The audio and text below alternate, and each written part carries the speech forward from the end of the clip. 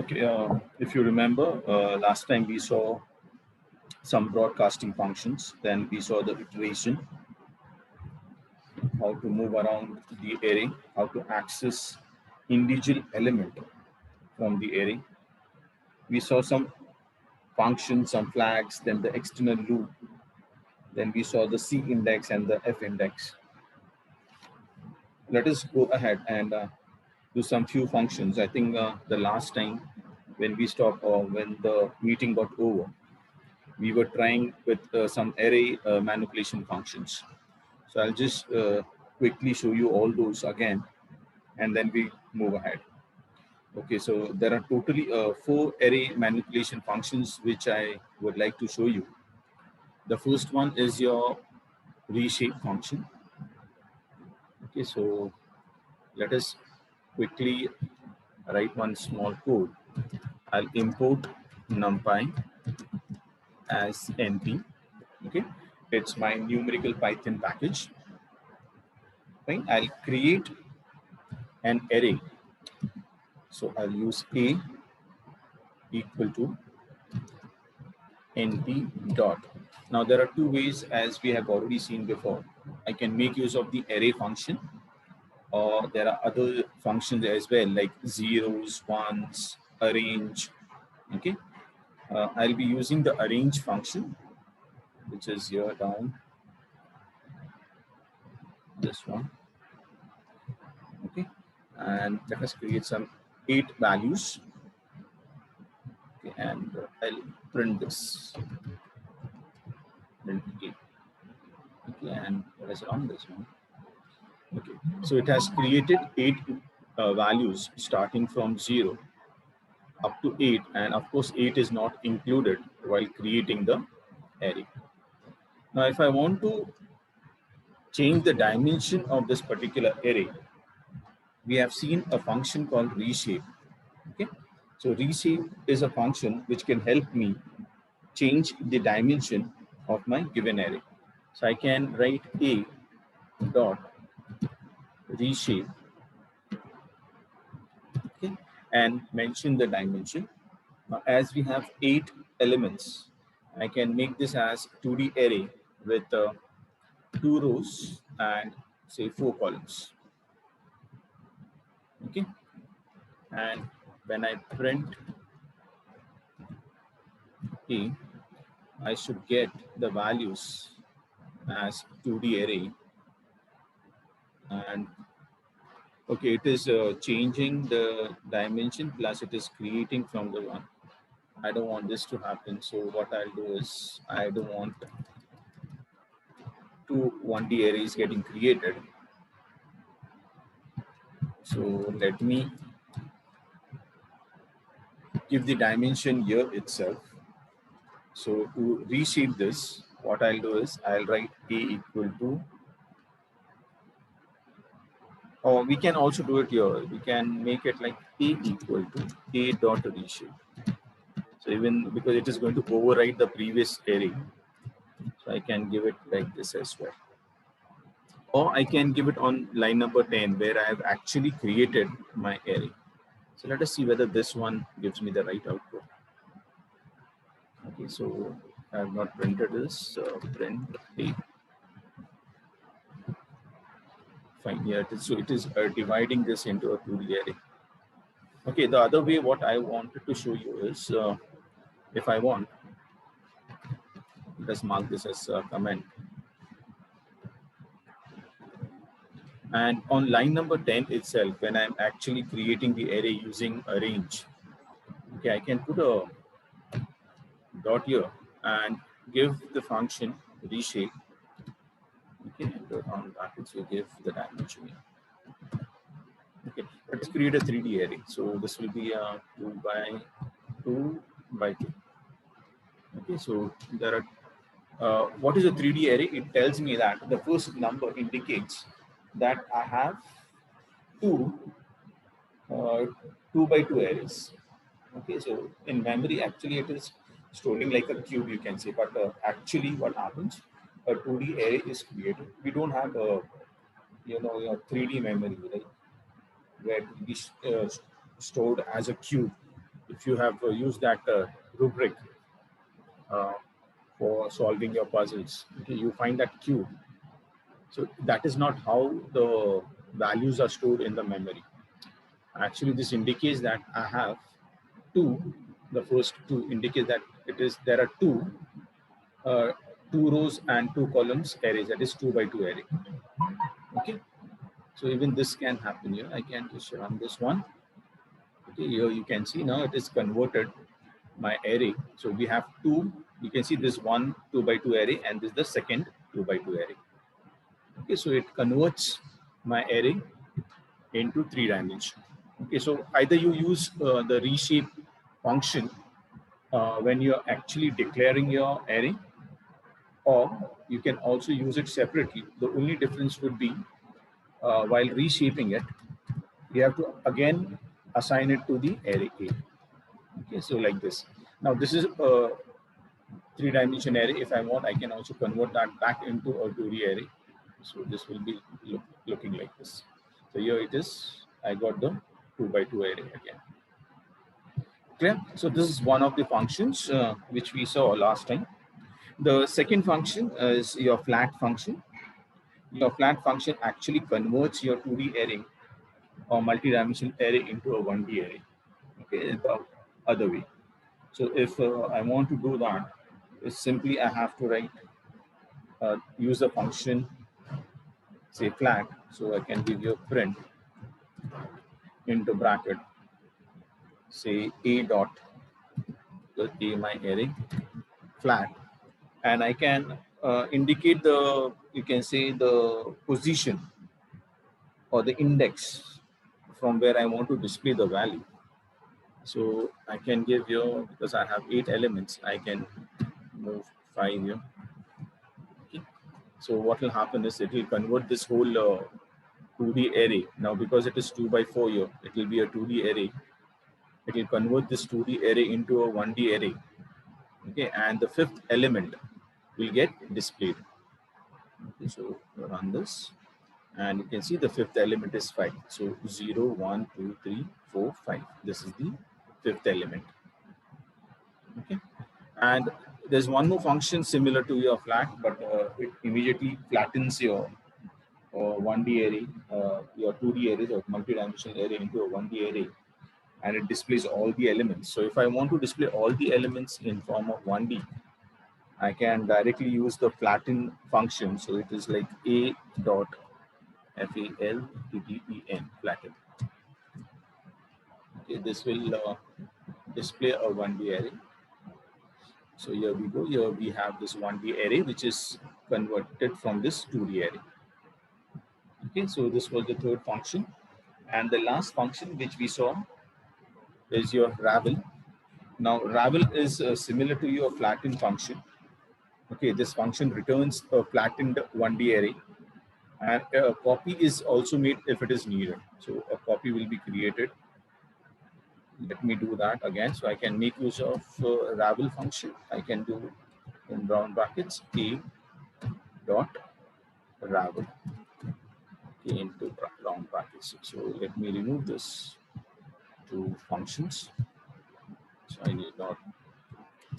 I'll just print the array after changing the dimension to 2 by 4, and then using ravel will display the 1D array. Okay, here we go. Here we have this 2D array, and using ravel I have actually converted the array into 1D array. Okay, so your ravel and your flatten functions are a bit similar. It converts your multi-dimension arrays into a 1D array. Okay, there are a few more functions which are available. Let us see those now. Now we might have already seen some of them. So the first one, if I have a 2D array, let me change this into 2 by 4 here itself and remove all this. Okay, now there's a function called transpose, which actually changes your rows into columns and the columns into rows. Okay, we saw a function called dot t. If you remember, we had given the name of the array dot, and when we give capital T, it actually performs transposition. So your rows are converted to columns and the columns into rows. Now we can also make use of the actual function transpose by using the NP object. So we can give print into bracket, we give NP dot transpose. So this is my function transpose. I can pass the array here, the array which I want to transpose, and will give me the transpose array. So here you can see this was 2 rows and how many columns we had? 4 columns. Okay, has now been converted into now how many rows? 1, 2, 3, 4 rows and 2 columns. So your rows have now been converted to columns and the columns have changed to rows. Now the similar type of function other than transpose, if you want, you can also give say, now let me use the other area. So instead of using this function, what I can, instead of using the object and transpose function from that particular object NP, I can directly give the array name dot and the capital T. Okay, the capital T will help me to convert the rows into columns and the columns into rows. So let us run this. Here it is. It is and similar to the one which we did before. Okay. So this is my second function. Now, converting rows into columns and columns into rows is very easy when we talk about a 2D array. Okay. But what about a 3D array? Now, when we are talking about a 3-dimensional array, okay, there are axes which are available. Your axis 0, axis 1, and axis 2 will be like, if I just show you and let us Google it.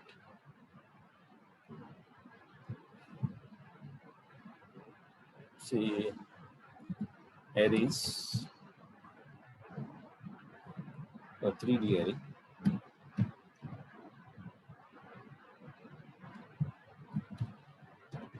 In Python, and I'll give you the image. I just want to show you how it is stored. Okay, so this image is, I think, better. Right now, whenever I refer to this 2D array, now you can see this is in a cube form. Okay, now this line here, this one, this is my x-axis equal to 0. Okay, this is 1. Okay, across here, and this is 2. Okay, so 0, this is 1, and this is 2. Clear? So whenever we are going to refer to the values, as you know, the first element will be always referred to as 0, 0, 2. Sorry, 0. Fine. Whereas when we go across like this, okay, this will be like the first axis. This is 0, 1, 2. Okay, the first axis. When I refer to the second axis, where axis is equal to 1, sorry, and this is axis where it is equal to 0. So when we refer to axis equal to 0, we are looking at the first index position. Okay, this one.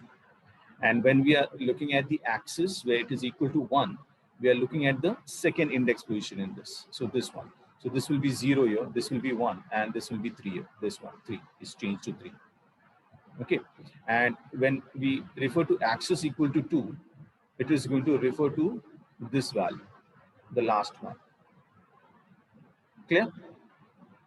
So this is how your, in a picture format, your 3D array, you can say, where the dimension is equal to 3 will look like. But actually speaking, please remember, actually speaking, your arrays are nothing but 2D arrays which are separately stored. In fact, even the 2D array is not stored one below the other, like we see in actual diagram. So it is not like this, there's 1D array here and then there's one more 1D array down. Okay, it is in a straight line, okay, as a 1D array. But somehow Python, the interpreter, they know, okay, it is a multi-dimension array, and while accessing, the index positions are very important. Okay, so just 1 minute, guys. Okay, I hope this diagram makes it very clear. The axis 0, the axis 1, and the axis 2. So we can say if I want to change the axis 2 to axis 0, that is along the width to along the depth. Okay, so if this is axis 2 and I want to change this to axis 0, this one.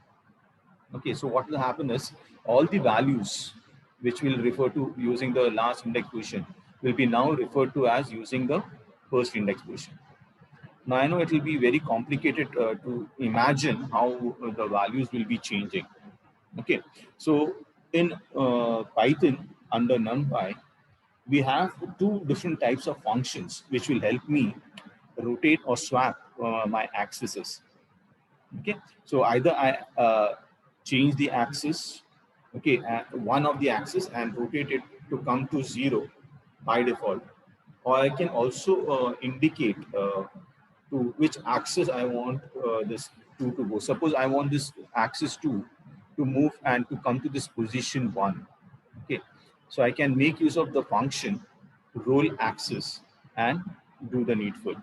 Okay, I'll just show you one example. So I'll just close this and we come back here. So we have, first of all, let me create a three dimension array.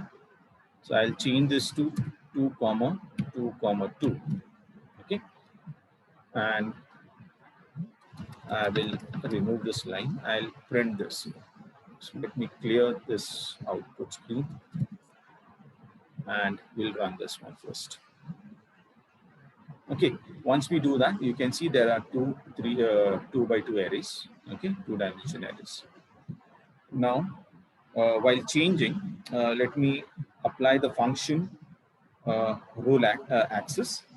I want to change the axis number 2. Okay, I want it to rotate and come to axis 0. Okay, that is what I want. That is, I want along the width to along the depth.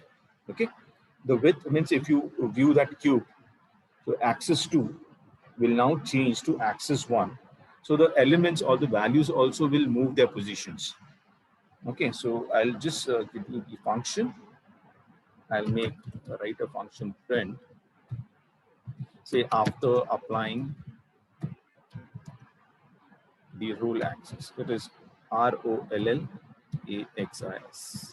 axis function. Okay, and it takes actually 3 parameters, but by the last parameter by default indicates axis 0. So I'll pass only 2 parameters here. So I can give print into bracket the object np dot roll axis. Okay. Now you can see this here. The function, it says that roll axis, and we have 3 parameters. A indicates my array. Okay. The second one is the axis parameter, which indicates which axis I want to rotate. Okay, a roll, and the position. The start position by default is 0. I want it to go to the start position 0. So I can just write roll axis into bracket. So A and comma, I can give 2. So what I want is, I want my axis, which was along the width, to move along the depth. Okay. And I can just run this one and check how my values have changed now. Okay. This was my original 3-dimension array. Okay, and you can see this values have changed. And so we have 0 and 2, which is coming here as the first row now. Right? And from here, 4 and 6 has become a part of my 2D array here. Right? And this 1 and 3 goes to the second array, but as a row.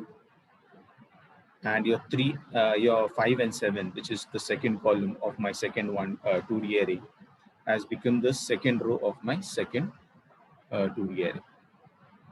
Right? Now it will become very difficult to show you, in a picture format how it is going to actually rotate. There's one more if I want, where I can pass the three parameters. Where suppose I want it to change along to the height. So I move the axis, say roll axis 0 to 1. So if I want to move it from 2 to 1, or say 0 to 1 and so on, you can just specify the parameter. Let us do one more. I'll pass here 3 parameters where I'll say I want to move int dot roll axis. Now please remember, I have not assigned the rotated value to the array A. So my array A is the same, the original one. Just for the display purpose, it is rotating the axis and displaying the values. Clear? So here we can give, say, let us give A comma, say 2 again. And instead of the default value 0, I wanted to go to the height, say 1. So along the width, 2 along the height. Let us run this one. So I have all the 3 values to be displayed. Okay, I'll give one print statement here so that we know. Say /n also after roll axis.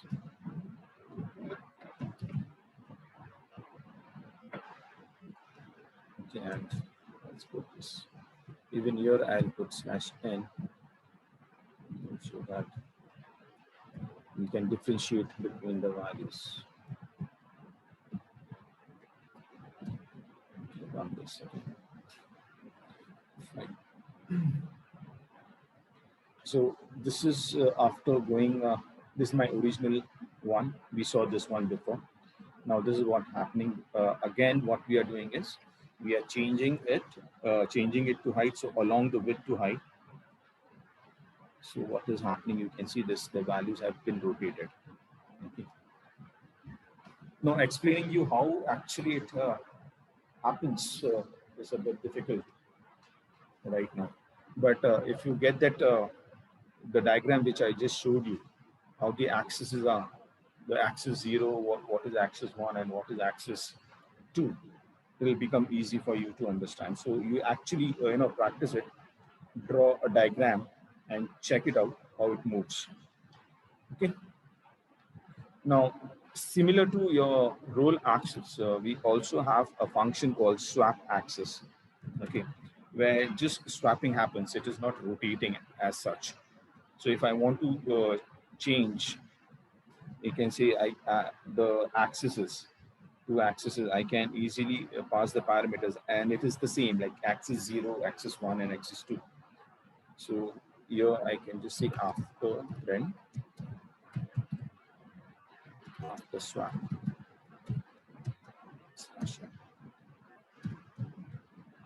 Now the function which I can use is, I can use np, the object, dot swap axis. This is the function here. Okay, it takes 3 parameters again. The first parameter is your array. So A is my array, and the axis, the first axis and the second axis. It will just interchange the 2 axes. Okay, so if I want to give, say, 2 comma, say 0, this time we give 0. 0. Okay, and let us print this.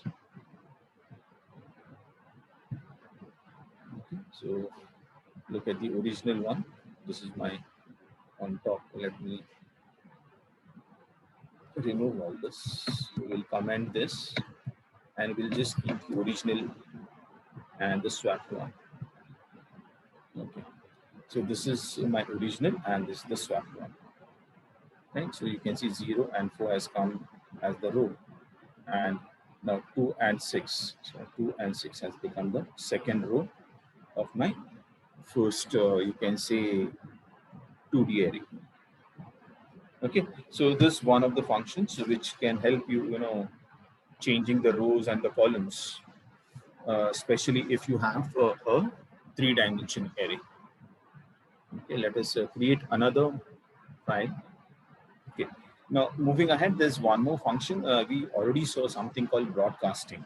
Okay, so actually what happens, NumPy has its own inbuilt support for broadcasting. So whenever we do some calculations or manipulation of two different shape arrays, okay, followed, there are some rules which we saw last time, which has to be followed. Then NumPy will take care of performing broadcasting. But we also have a function called broadcast if you want to do it manually. Okay, if you want to perform the calculations or the operations on the two different, you can say, dimension arrays, we can use the function broadcast and perform the calculations. So let us take one small example. I'll import NumPy as NP. Okay, we'll create two arrays. Let us say X, which will be a multi-dimensional array, and I'm going to just create it using array here. So array into bracket, let me put squares bracket. So let us give only single values. So I have this 1, 2, and 3. Okay, so this is my 2D array, but it has only, so that means there are 3 rows and each row will have only 1 column. Okay, and I have y as np dot array, and I'll create a 1D array which will have 3 columns. So I have 3 values here. So 4, 5, and let us say 6. Okay. Now, what does broadcasting actually means? You know, let us. I'll go to Excel here. Just 1 minute, guys. I'll start with Excel.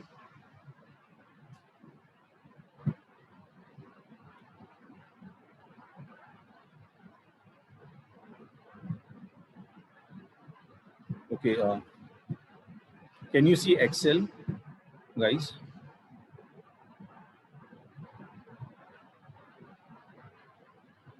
Let us say this is my array X. Okay. Now, what is happening is your array X is a 2D array, and it has only 1 column. So if I want to consider how the values are stored, the values will be like this: say 1, 2, and it will be 3 here. Okay. And let us consider the array Y. So if this is my Y, the values will be like this: 4, 5, and 6. Okay, understood? This is very simple. Now, when I want to perform any calculation, let us say I want to add these two arrays. Okay, so Python has an inbuilt, you can say, support for broadcasting. Now, what actually broadcasting will do is it will extend this array, which is a 2D array, and it will replicate these values depending on the dimension which we have here. So if I have this 1D array, so what is going to happen? This will change into, I'll get this like this. So this will become a 3 by 3 array, and even this will get broadcasted, and I'll have 3 rows like this.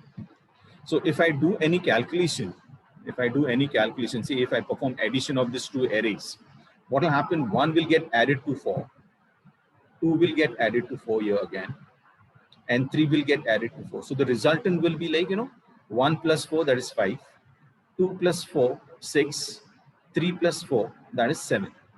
So I'll get 5, 6, 7, and we'll also get 5, 6, 7 here as well. So the resultant array usually will look like a 3 by 3 array or a 2D array, which will have the dimension 3 by 3. Okay, that is what actually is going to happen. Now, instead of depending on the inbuilt, you can say support, okay, I can make use of my own function. To do that, I'll first of all create another, say, array B. Let's go up here. B equal to, I can say NP, the object, dot broadcast. This function I'll be using here, and I want to broadcast X against Y. Okay, so BROAD broadcast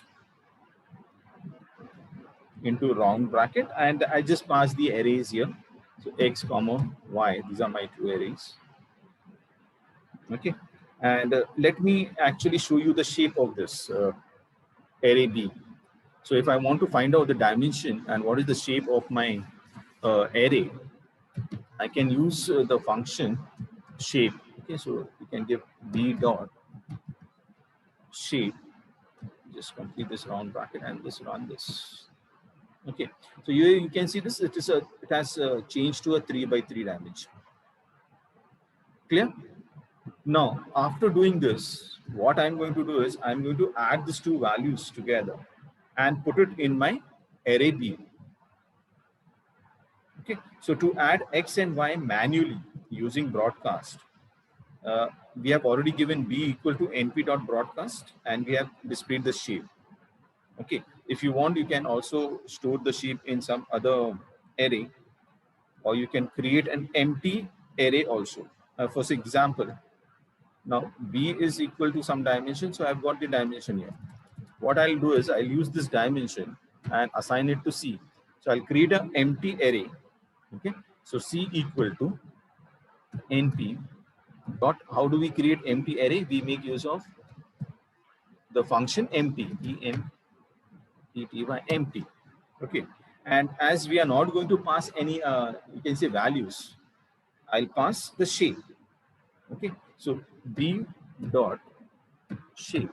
Now, depending on what the values are stored in the shape here, that is 3 by 3, I'll get an empty array of this size 3 by 3. Okay. Now, what I'm going to do is I'm going to add the two values and store it in this particular array. So I can, first of all, I can use C dot flat. I'll be actually converting that. Flat converts the multi-dimension array into a 1D array. Okay, equal to, and in the square bracket I can just write some x. X I already have, so let's make u and v. So v plus, I'm performing addition. Okay, and I'll make use of the for loop so that I can access the values for u comma v in B. Okay, so it will access the values from B, store it in U and V, add it up, and then store it in C. Okay, and it will be in the form of a 1D array. And now what I can do is I can just display the value of, say, C. Okay, let us see how it looks now. Here it is. Okay, so as I told you, while adding in the Excel itself, I have shown you here. While performing the addition, what is happening now is it is taking 1, adding it to 4. So I get 5. Then again, this one with this 6, then 1 with 6, 7, and so on. And that's the reason, if you look at the output here, we get 5, 6, 7, and we get 5, 6, 7 across the column as well. Clear? Now, similar thing can happen. You need not actually do it manually. If I simply write print into round bracket, the original array was X and Y, I can perform this directly here as well. Okay, and let me write your print into bracket using inbuilt